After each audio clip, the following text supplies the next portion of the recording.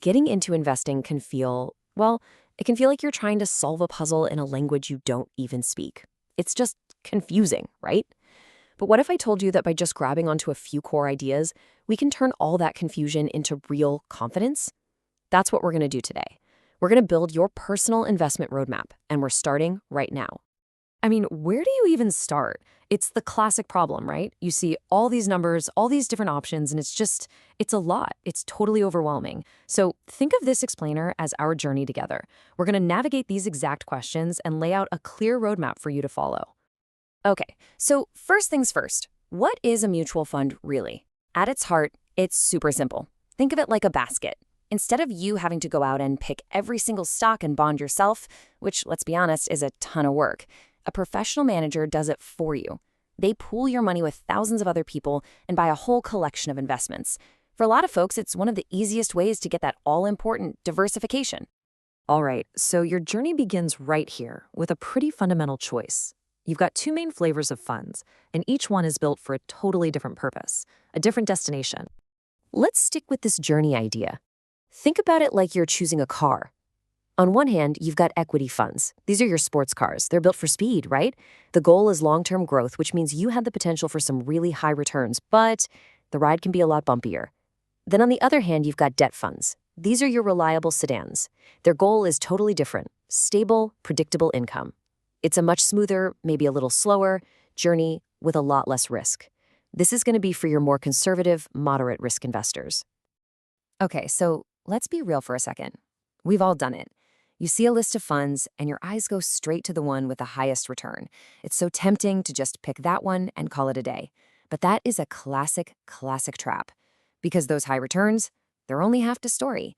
And the other half, well, it might just be the most important part. Okay, check this out. Just look at this number. The Reliance Vision Fund had an average return of over 40% per year for 10 years. I mean, wow. On the surface, that looks like an absolute no-brainer, right? A total home run.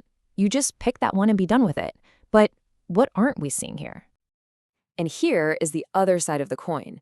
That incredible 40% return, it came with a standard deviation of almost 56. That's the highest risk on the entire list. Now look down at the DSBR fund. Yeah, the return is lower, but its risk was way lower. So what does this tell us? The fund with the biggest reward also came with the biggest roller coaster ride. This brings us to the million-dollar question. What in the world is standard deviation? Don't let the name scare you. Standard deviation is just a fancy statistical way of measuring the bumpiness of the ride we've been talking about. That's it. It tells you how much a fund's returns have bounced around, up and down from its average. So a really high number, that means massive swings, a wild ride. A low number means a much more stable, predictable path. It is, without a doubt, the true measure of risk. Okay, so let's recap. Returns are not guaranteed. Risk is always part of the deal. But there is one single thing in the world of investing that is absolutely 100% guaranteed. And that is fees. Yeah, you can think of them like a hidden toll booth you have to pay on your investment journey, no matter what. Now, this brings up a really common question, and honestly, it sounds perfectly logical. People ask, hey, why do we even worry so much about expense ratios? The returns they show us are after fees are already taken out, right? I mean, if Fund A made 10% after fees and Fund B made 8%, who cares what the fees were? Fund A is just better.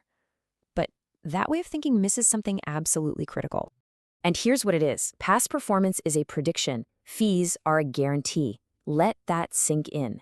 That amazing return from last year, that's just a guess about what might happen next. It could be great again, or it could totally tank. But that expense ratio, that fee, that is a guarantee. It's coming out of your account year after year, rain or shine. It is a guaranteed drag on your future returns.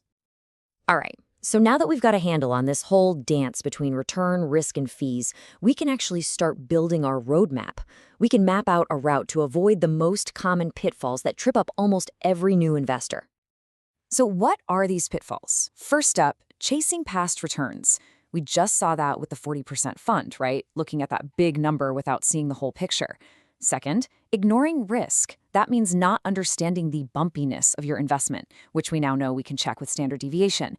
Third is forgetting about fees and underestimating just how much those guaranteed costs can eat into your money over time.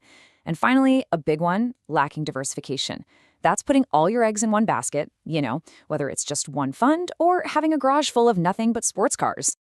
So, after all this, where does it leave us? The goal of investing isn't about some secret formula. It's not about a treasure hunt for the one best fund that's going to beat everything else. The truth is, the destination is deeply, deeply personal. At the end of the day, the goal isn't to find the best fund out there. It's to find the right fund for you. A smart investment is just one that lines up perfectly with your own personal goals, your timeline, and how comfortable you are with that bumpiness in the road. So the question is, are you driving a sports car for the long haul, or do you need that reliable sedan for a shorter, smoother trip? Look, investing is a journey, it's not a race. And now, you have the tools. You know how to read the map, you can understand risk, you can put returns into context, and you know to watch out for those guaranteed fees. So the only real question left is this: what does your roadmap look like?